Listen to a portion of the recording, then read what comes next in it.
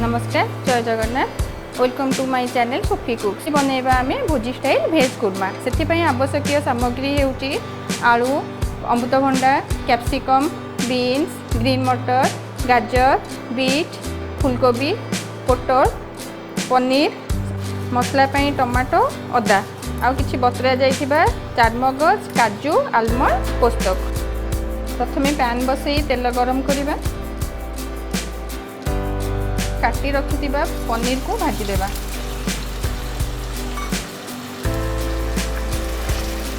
पनीर एबे golden colour हो गलानी ताको एबे काढी नेबा।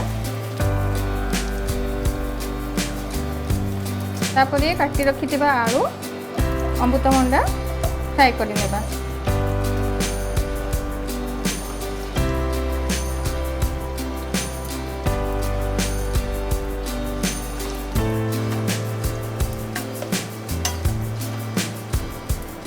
आलू अमृतभंडा को एबे काढी नेबा।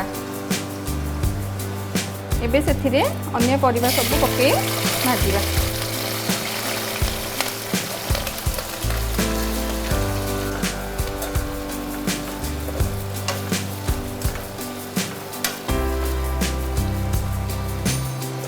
एटा एबे काढी नेबा। तापरे कोबी को भाजी नेबा।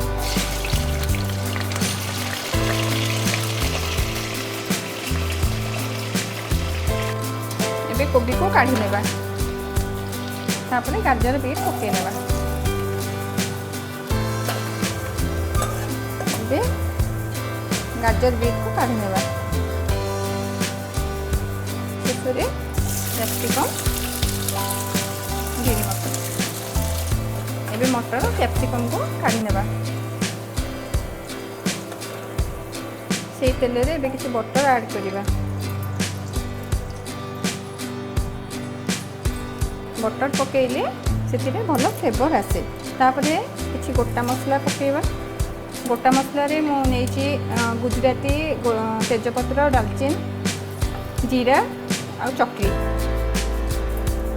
तापरे बाटी रखिथिबा टमाटो अदा को ऐड करिबा।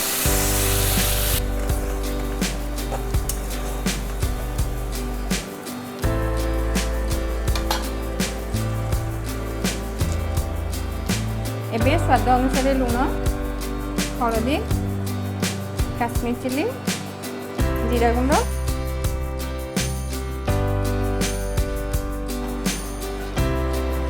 धनिया गुंड मिसई भलरे ऐड करिबा।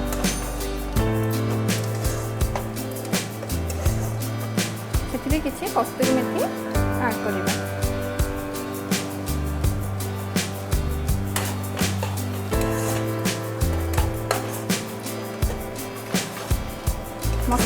मसलारू तेल छाड़ा पर्यंत कषिबा।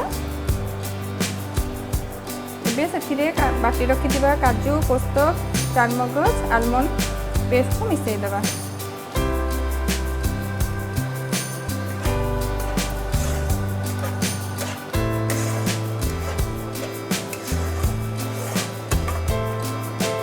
ए मसला को किछि समय कषि देबा।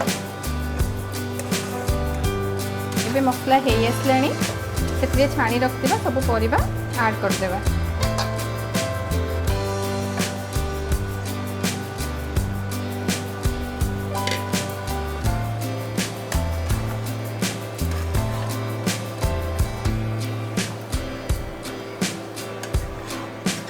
एबे परिबा सब मसला रे किछि समय कषि नेबा।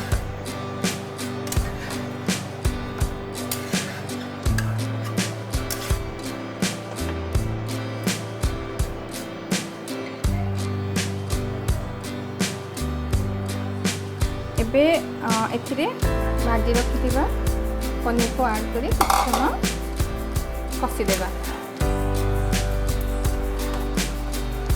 परिबा एते सब सिझी गलानी देखंतु केते सुंदर देखा जाउची।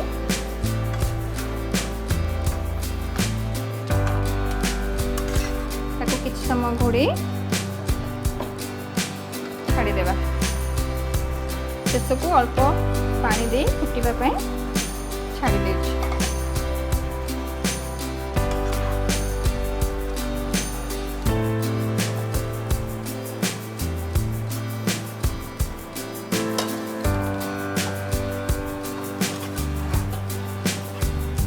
एथर रेडी हो गला हमर भोजी स्टाइल बिना प्याज रसुन वेजिटेबल खुरमा।